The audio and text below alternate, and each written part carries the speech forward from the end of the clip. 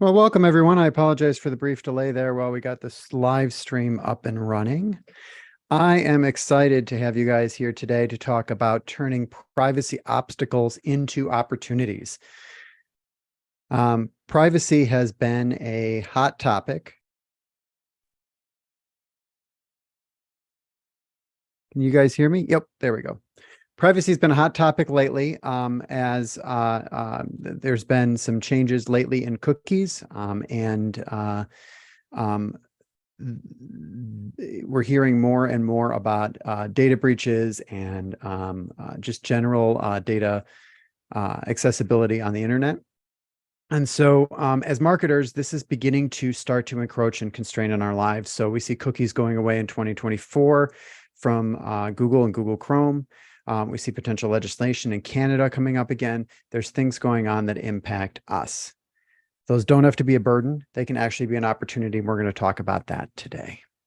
So a little bit of housekeeping. I want to encourage everybody to please post your questions into the chat. We will get to those questions at the end, or I may be able to address them live depending on what they are and what those questions might be. In addition to that, a copy of these slides will be sent to you, so don't feel like you need to strain to get screenshots in. We will get you a copy of these slides in a day or two after the event. If you're coming in through the live stream or watching this after the fact on YouTube, there will be a QR code at the end where you can request those slides. Okay, a little bit about me. I've got about 20 years of digital experience. Originally, my role was as a software developer. So when we get to the geekier portions of this, I'm excited to dig in there. I won't go too geeky, I promise. But for the last 10 years or so, I've been the founder and CEO at Brilliant Metrics and have been on the digital side of marketing for 5-7 years prior to that. I do teach some classes at UW-Milwaukee School of Continuing Ed, and I'm on the personal side. I'm married with 3 young children who keep me very tired, very humble, and very confused. I mentioned I'm the founder and CEO of Brilliant Metrics. Brilliant Metrics is a full-service B2B digital marketing agency. And I think what sets us apart from other agencies is that we have a commitment towards our clients to help them continuously break through to the next level. So that means with new technology, that means with education and training, that means with continuous improvement in marketing tactics. Every way we can, we're helping them level up. And I think that's why they keep coming back. Shameless plug out of the way. Let's talk about what we're going to talk about today. First of all, I want to make sure that we are all on the same page about the privacy challenge that is facing all of us today. That challenge impacts us from 3 different angles, and we'll dig into all 3 of those angles. Then we'll parlay that into what that opportunity is that comes off of that challenge. So those 3 fundamental challenges that are coming down the pike or are here come in the form of privacy plugins in browsers, users taking control over their data and actively working to thwart us marketers in gathering that data. The second is more technology. It is the browser makers themselves across the board killing third-party cookies. We've gotten a little bit of a delay or respite on that from Google, who controls a big chunk of the browser market share, but it's coming, and we're just waiting on the day.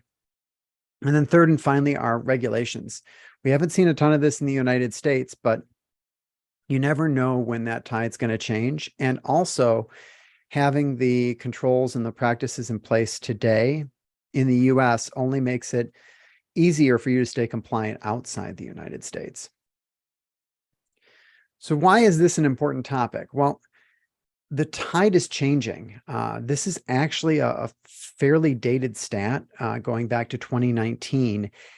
81% of Americans believe that the risks of data collection by companies outweigh the benefits.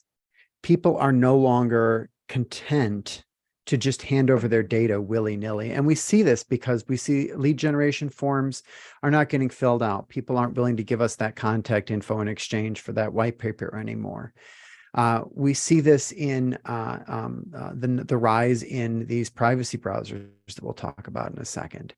Across the board, consumers and individuals are starting to take control of their data, and they no longer trust companies like ours to be good stewards of that data. And it's gotten to the point that people are actually choosing not to engage with certain companies. 52% of US residents have chosen not to use a product or service. They've chosen not to use your website or somebody else's website or a given technology product because they have concerns about the data that's being collected. This is a massive change, and it's only going to get worse. So digging into the three areas that we see the impact here, browsers and plugins. There are a number of browsers out there, Brave being the one leading it. DuckDuckGo released its browser.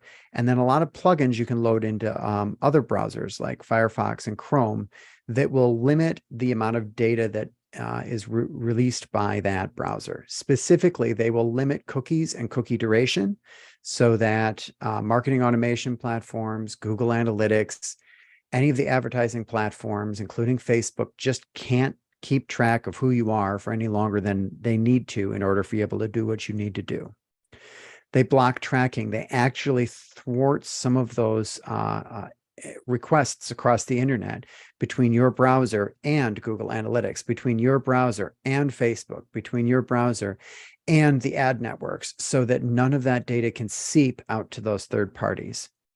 And then when users are browsing the internet, a lot of these plugins will go in to actively block ads themselves so that they're not even seeing advertising on a lot of the pages that publishers are putting the ads on. Well, what does this mean? It means that cookie-based retargeting doesn't work for these users. They neither can get cookied in order to be retargeted, nor if they're blocking the ads, can they receive the ads that we would be sending their way through that retargeting. It means that we have limited memory for marketing automation. If somebody is browsing your website and they have one of these blockers in place, it may flush the cookies for your website as soon as they're done with the session, meaning your memory was just reset for your marketing automation platform. You can't score that individual. You cannot recognize them when they come back to personalize their experience. You can't trigger things off of those actions necessarily because they're now anonymous. It also means limited reach for advertising overall.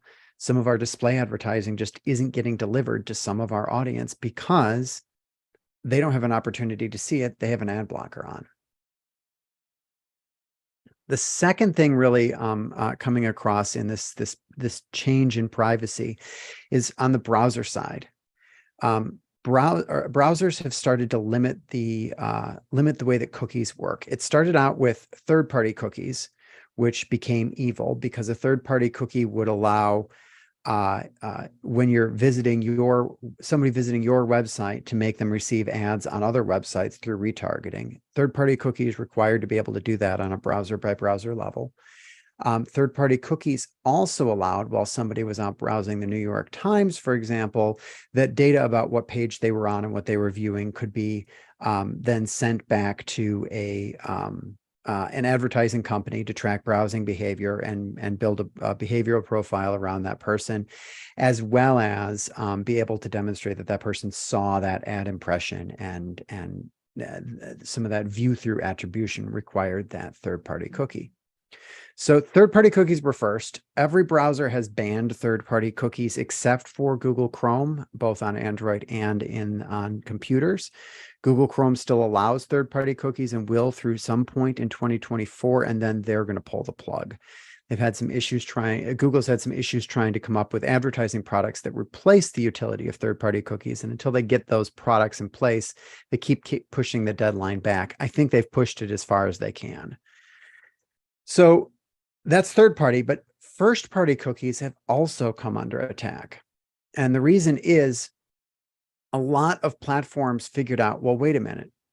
A third party cookie means that the domain setting the cookie doesn't match the domain reading the cookie. What if we just ask our advertisers, we just ask our customers to go and create a subdomain that points to our service? Then we can do all the tracking we want. And so we see this with server-side Google Tag Manager is one application of this, where you can set up GTM to run on a server on your own domain. Now it's able to interact with cookies in a first-party capacity. We see this with some advertising products setting first-party cookies where you can set it's called a CNAME in order to be able to do this. The practice broadly is called CNAME cloaking. The browser maker said, this is just people trying to sidestep what we're trying to do here. So we're going to recognize that if a cookie isn't from the same server or a close relative of the same server as the website, then it dies after 7 days. And that rule just went into place last week. So we're seeing this is a continuously evolving game of cat and mouse here. And the ultimate impact is that retargeting will not work on a one-to-one basis after 2024, at least not reliably, because the only way that it can work is if your website knows who that person is and the other website knows who that person is, but there's no ability for the website that the ad's showing up on has to know who that person is, and there's no ability for the two websites to share information anymore. So retargeting will largely die, and at least not in a one-to-one capacity. And the other thing is that memory level of your marketing automation platform, that is going to get shortened down probably to 7 days, unless you jump through some pretty big hoops in order to extend that out. You're also going to see issues with Google Analytics not being able to remember users from visit to visit for nearly as long and having to rely more on some artificial intelligence that we'll talk about in a minute. The third threat is regulation.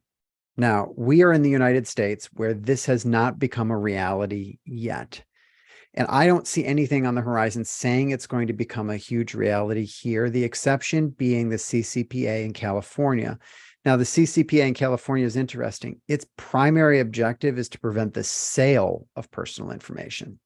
So that means that as long as you aren't selling for $0 or sharing the personal information of your customers and those other information that you have gathered, you're pretty much in the clear on CCPA and any legislation that would model that nationally in the United States.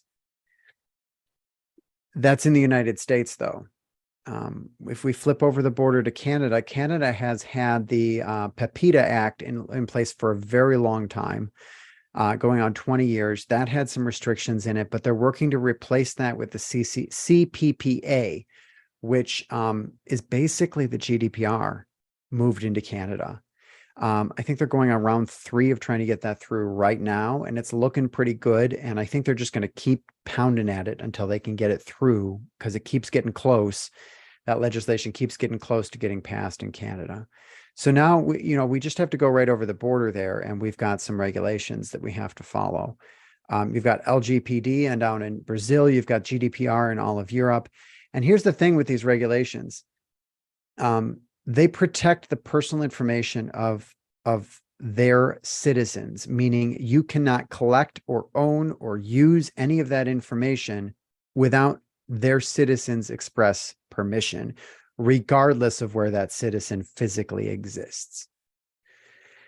We haven't seen a lot of enforcement of the GDPR for collection of data of EU citizens while abroad here in the United States, but it could come.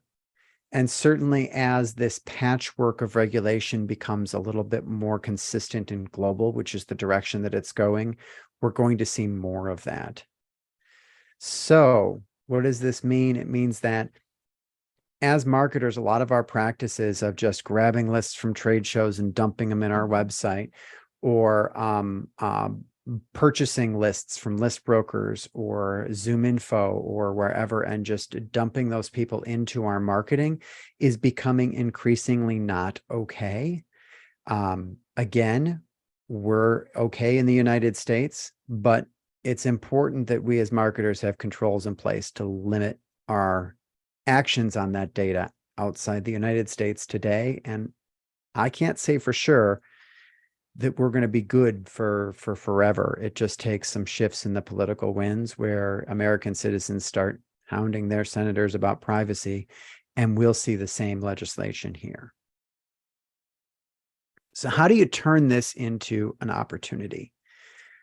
Well, the key thing I want to point out here is you have competitors that are employing a lot of these tactics that don't have long shelf lives. So we're here today. At some point in the next 5 years or so, we're going to start to see some significant diminishing returns on that. We're definitely going to see that next year when it comes to cookie-based retargeting. These tactics, while they're okay today, will start to fall off. What most marketers have been doing, and I think will continue to do, is ride this stuff out as long as they possibly can. And in doing so, they're going to write it down right up until some regulation hits the United States. And that will happen at some point in the next 15 years. The question is when. I think we're going to get pressured into it globally if we don't end up getting pressured into it as a country. When that regulation hits, then they're going to get cut off on this, and their efficacy as marketing teams will slowly degrade until it gets hit by a bus. At that point, they have a ramp up into the tactics that are okay under more privacy postured populations and with regulations in place. This white space right here represents an opportunity. This is opportunity lost on the part of your competitors, which means it's opportunity for you to gain. So how do you do that? Well, you start out maximizing the tactics that are okay today, and adapting those over time to make sure that you can continue to do what you can do today. Your competitors are going to be maxing those out. You need to be maxing those out as well. But while you're doing that, start turning up some of these tactics that need to be turned up for tomorrow so that you are in a really great position when that regulation does come into play. Every ounce of time between now and whenever that regulation hits, and who knows when it's going to hit, or when these tactics cease to work at all, is time that you can spend optimizing and figuring the game out. How do you play in this new privacy-centric future? Because it's coming, and your competitors are probably asleep at the wheel. There are really three ways that you can get ahead of this. One is to adapt your current tactics, tweak them, modify them so that they work better, and sidestep, I guess would be the best way to put it, some of this privacy pressure. That's a very short-term move because it's essentially engaging in that game of cat and mouse, and working to get these tactics to get a little bit longer life to them. Two, you can evolve. You can accomplish some of the same tactical objectives, but using different mechanisms. So evolve your current strategy to use slightly different tactics to accomplish the same means. And then three, you can overcome. You can make some of these privacy restrictions irrelevant by shifting your strategy altogether. So let's dig into the stuff that's getting broken. We'll start with retargeting. One of the ways you can adapt, and again, this is sort of part of a cat and mouse game, is to shift your retargeting away from cookie-based retargeting to cookie and IP-based retargeting. Some of this will happen naturally with the vendors that you're working with, but you can force the issue by capturing the IP addresses of the audiences you want to retarget. And many marketing automation systems will let you do that. And then using those to target media. The bonus on this is if you're B2B, you're going to reach more potential influencers inside of a company because the IP address that you're targeting is the network address of generally an office location, if not the whole company. So you're going to reach a much broader audience than the one-to-one retargeting that you're used to doing. The bonus is you're going to get more of those influencers inside that company and reach them earlier in the buying process than if you waited for them to come to your website to get retargeted. The bummer is that you're also going to be reaching some of the households that these people live in. So that means their spouses, their children. It means you're going to be reaching irrelevant people like the third shift production people on break, hitting on their phones, unless that's your target audience. But you're going to hit some people that you don't mean to hit. There will be a little bit more waste associated with this as well. But IP-based retargeting still allows you to reach those people that have engaged with you using the intelligence of how they engaged with you to give them the right message at the right time. That works in the very short term. However, there are some threats to IP-based retargeting. Media vendors are being pressured to not provide the full IP address of the person, meaning you can't deliver the ad to them on that website. And there is some question internally within the industry whether IP-based retargeting needs to be scaled back in order to avoid the government stepping in to say that it needs to be scaled back. So don't rely on that working for forever.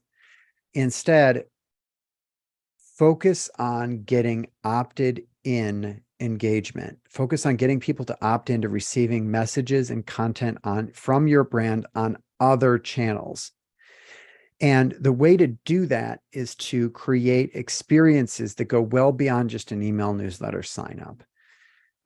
Email is becoming a very cluttered space, and I don't know that a lot of professionals that are high value to you and your brand want more emails in their inbox just because they want more emails in your inbox. So you can dangle out the best newsletter in the world. The number of people willing to subscribe to it today is dropping by the week. That said, you can still get people to give you their email address and opt into this communication in exchange for really valuable experiences. So those experiences look like free tools or utilities, but you have to create an account in order to access them. By creating an account, you provide an email address and can check a checkbox to receive content. And this is an opportunity to establish a digital relationship with someone. Offer courses, another excuse for a login and another reason to reach back out and nurture those people. Live events are another thing that people naturally expect to have to sign up for. So another opportunity to capture contact information and engage and hook those people into your fold. And then don't neglect the power of communities. This could be a community that is hosted on your site in some way through any number of community management platforms. That way you get the email address, etc. But it can also be a community that you host in a Facebook group or a Slack group or a Discord group. Any of those would give you the opportunity to establish a direct relationship with your audience without forcing them to give you their email address and sign up to receive stuff. It accomplishes the same goal, but through a completely different means. The other thing to look at, okay, so we can't reach back out to these individuals with advertising if they engage with our products or services. Let's at least make it easy for them to re-engage with us.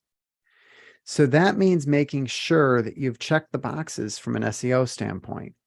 It means making sure you have search optimized landing pages for each product, service, etc. Anything that you would normally retarget to drive traffic back to, make sure if they want to find it, they can find it on your site through the major search engines.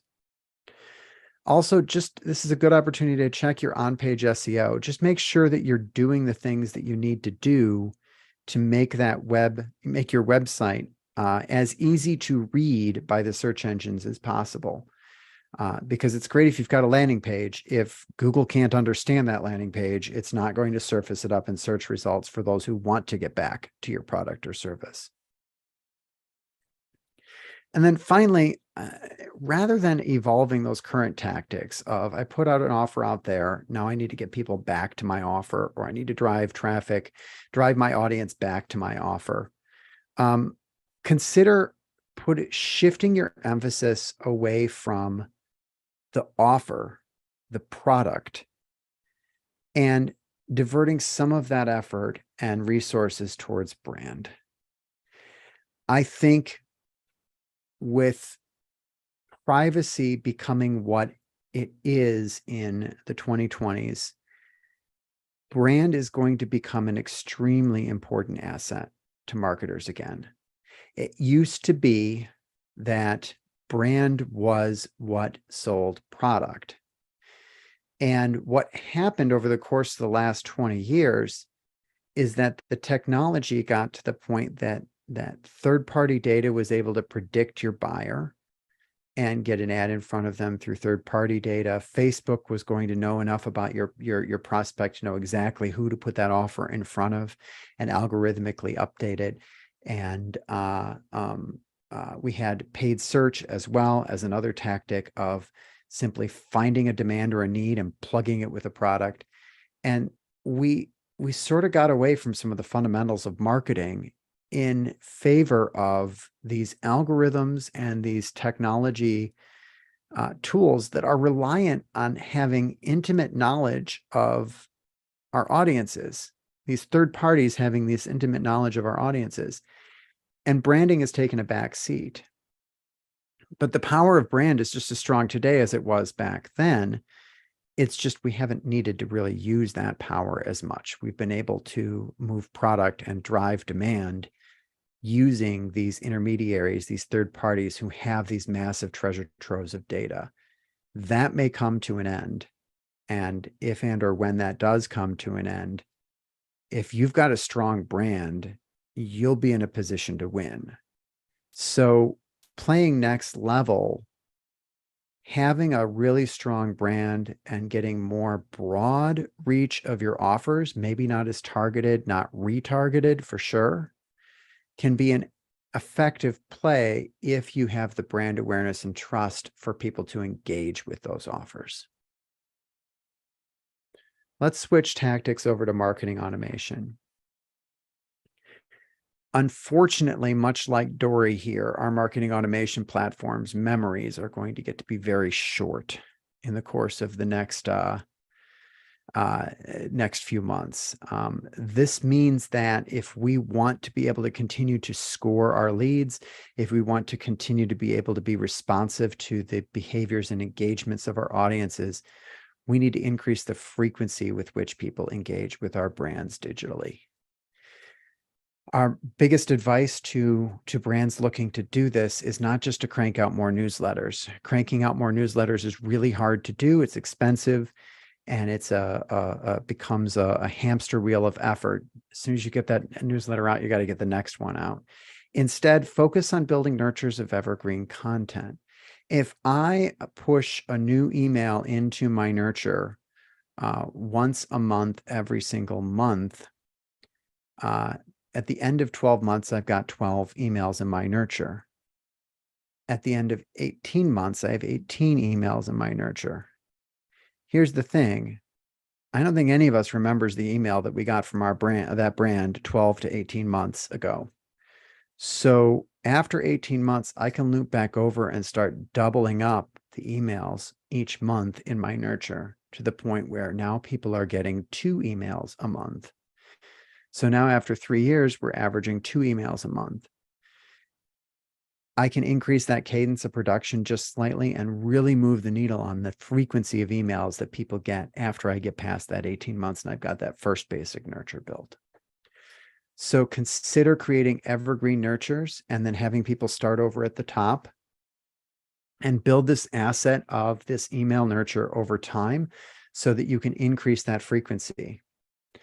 You'll get people back to the website more frequently. You'll get them clicking and engaging on emails more frequently, which will refresh cookies and allow you to continue to track your visitors on a regular basis, provided these emails are of value and the content is of value to your audience.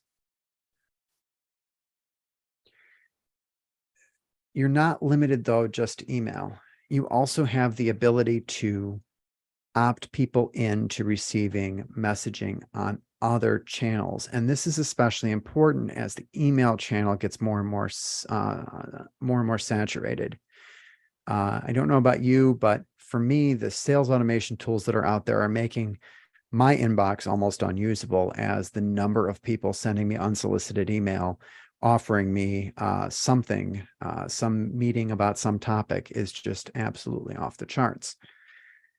But occasionally I will allow a browser to or a website to notify me via my browser. Occasionally I will give my cell phone number out and to those brands I trust, and they now have additional avenues to reach me as a prospect.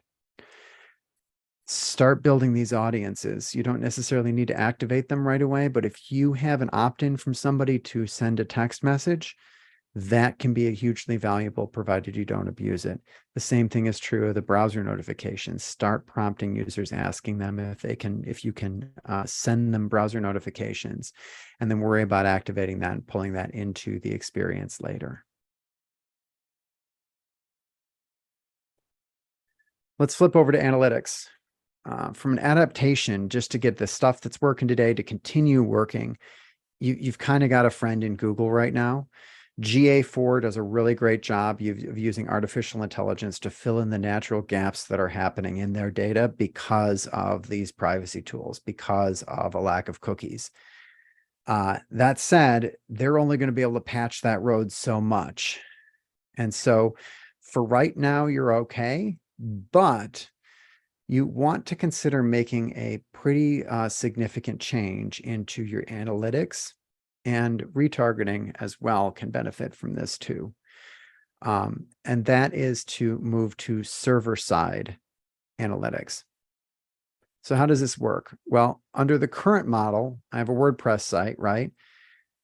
My website visitor loads that in the browser. Tag Manager comes in through some JavaScript and loads in their browser. That triggers some analytics scripting in the browser, which then sends data back to Google. The problem is that the privacy blockers might prevent Tag Manager or analytics from ever loading in the browser. They may stop the traffic from going from analytics back to Google to send the information back about the engagement there. And now I don't have data inside of my Google Analytics about what happened in this browser. Server-side analytics works completely different. WordPress will still send the website to the browser of our user, but it will also send the fact that this browser accessed our website over directly to Tag Manager and Analytics running on a server. It never goes through the client browser. Certain interactions or events that might happen in the browser might be captured this way, but the bulk of the core information, who's visiting your website, what pages they're visiting, all of that is happening natively from server to server and never has to go through the client and get hit with some of that, some of those privacy restrictions. The cookies that are set to keep track of users when they come and go from your website are being set by the WordPress servers so they can last longer than 7 days. They're first-party cookies directly from the website and can have long lifespans. So you're able to really understand user behavior over time, even with short memories out here for any third-party cookies or first-party cookies coming from other servers. Is it perfect? No. Is it a pain to set up? Yes. That's why if you're a client of Brilliant Metrics, we haven't been talking about it a whole lot because it's expensive and it's a pain. But start thinking about it. Start thinking about allocating some budget for this shift. I think it's going to be where anybody who's serious about analytics will have to be in a year or two's time. All right, on to regulatory compliance. We are still in the Wild West when it comes to regulatory compliance, aside from some of the rules in California with the CCPA, which again, really only pertain to the sale or transfer of data, not the collection of it. We have some really lax laws. We're one of the only countries you can send an email to somebody without them asking for it. There really aren't any rules about collecting IP addresses or cookies or any other information on someone's browser today in the United States. Now, what does that mean to you? Well, you can't not take advantage of this. All your competitors are taking advantage of this. You need to ride this train while you can, but do it in a smart way. Put the controls in place to only activate this non-consent data. Any email addresses that you've acquired, etc. Put controls in place that you're not activating this data outside the United States. make sure that if you're acquiring a list, you get at least an idea of the location of that person, and you're not throwing them into some email nurture without their consent in another country. Make sure that when you're activating the CRM data for advertising, you have controls to restrict the breadth of that advertising to the United States. Be smart about it. This gives you an opportunity to keep up with your competitors, maybe even surpass them if you're doing it in a smarter way, to build your audience today. And coming back to that branding statement earlier, if you have a really strong brand, you can get that share of mind today as well, which is really important in a world where some of these mechanisms aren't available anymore due to regulation. At some point, some privacy sheriff is going to come to town. I don't know who that is. I don't know what that regulation looks like. I don't know if this is a global thing, if it's other countries imposing their laws on the United States, or if it is a US bill that we just haven't heard of yet. At some point, this is going to come to pass here. What we need to be doing today is capturing opt-ins every chance we get. Does that mean that everything we do has to be opted in? No. If you're smart about it, you can still use someone's IP address without asking permission. You can still take a list and use it for CRM targeting of advertising in the United States without asking. There are things you can do in the United States safely. You can very carefully send some unsolicited emails in the United States. Again, very carefully go see our on-demand webinar on email hygiene, or our on-demand webinar on sender rating, I think is what it's on. But you want to be capturing opt-ins every chance you get. The best way to do that is go into your marketing automation platform if you have it, and add a field to every single form asking if you can store and use their personal information in the terms of your privacy policy. Then make sure your privacy policy is up to date. By doing this, you have a consent track record in your CRM, in your marketing automation platform. And the day that they come in and say you need to have permission before you can store this information, you don't have to wipe your whole database. You've got a whole bunch of people you did get consent from already. One final note, I haven't talked a whole lot about SEO. I talked about it in the context of allowing people to be able to come back and find your products and services, but I haven't talked about it in terms of building an audience. And the reason I haven't talked about it is because, well, I think that SEO is a driver of net new traffic, people that aren't familiar with your brand today and are coming in through broad keyword searches. I think those days are numbered. And the reason is twofold, and they're both due to revolutions in AI in the last year. On the supply side, we just have enough AI-generated content flooding the market. And yes, there is a cat and mouse game between the search engines trying to identify the AI-generated content so that they don't index it, and then the AI generators trying to outsmart the search engines. That's just going to continue to escalate, and more content is going to flood the market. That means that your amazing blog post now becomes 1 in a million on the same topic. The probability of getting the traffic drops.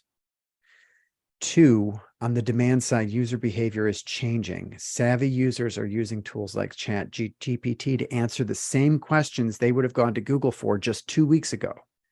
Now they're going to ChatGPT with that question. I think that's only going to continue. Right now, it's just the 1% of people who are really savvy enough and able to change their habits to that extent. But we're going to see more and more of those folks. So what does that mean? That means that if I need to answer to a question, I'm not going to Google to type in my question to go to your blog post. A, because I'm not going to Google in the first place, I'm going to ChatGPT. And B, if I did go to Google, you're one of a million blog posts to potentially rank to answer that question, even for niche topics, because it's not, doesn't cost anymore to set the AI off on a niche topic. So be prepared for this revolution that has nothing to do with privacy to come in and mess with where organic search sits in your overall strategy. Your products and services still need to rank, Your branded search still needs to work really well, especially as you work to improve brand awareness, but don't look to replace some of these third-party targeting and retargeting and email marketing without permission and other tactics to reach net new audiences with organic SEO. It isn't a realistic expectation looking at where search is going in the next three to 5 years. So in summary, how can you leapfrog your competitors and take advantage of them falling asleep at the wheel? Adopt new retargeting methods using IP, build valuable things to get more opt-ins, and make sure you're prompting to collect that PII information on those opt-ins so you build a database of opted-in people while you take advantage of the fact that we're still in the Wild West of reaching people who haven't necessarily explicitly opted in. Build a strong foundation for recall with solid branding. Make sure you have a really strong brand while you are taking advantage of the fact that we are in the Wild West. Don't neglect SEO optimization for your branded terms for your core products and services. People still need to find you. If they found you once, they need to be able to find you again because you can't pull them back there necessarily with retargeting. Increase the frequency of email through evergreen nurtures. Add other channels. SMS, browser notifications are great examples. We also talked about communities become additional channels as well for you to reach people. Consider budgeting or planning for a move to server-side analytics in the next year, 18 months. And then, as I mentioned earlier, collect those opt-ins today so you have them tomorrow. With that, I didn't see a lot of questions posted in the chat here. If anyone has anything they think they need, anything they'd like answered, please do get that in the chat now. I'm just going to go and double check and see if we had anything in the chat on the live stream. All right, Steve asks, can we tell through Google Analytics or any other analytics platforms how many visitors are blocking tracking on their browser? The irony here is no, we can't, because that's the thing we can't see, right? It's kind of like looking for dark matter out in the universe, right? It's the thing that we cannot see. We can't see the things that aren't being tracked. And so the answer is no. What we're seeing, at least in universal analytics, is drops in traffic in places the traffic isn't really dropping. We have no way of knowing that those folks are coming in with a privacy blocker on their browser. And unfortunately or fortunately, I'm not sure which is true, GA4 is further hiding that information by using artificial intelligence to fill in the gaps of those anonymous visitors to make it make that data look like those are repeat users, even though they have no way of knowing those are repeat users. They just look like repeat users based on patterns and data. Good question. Other questions?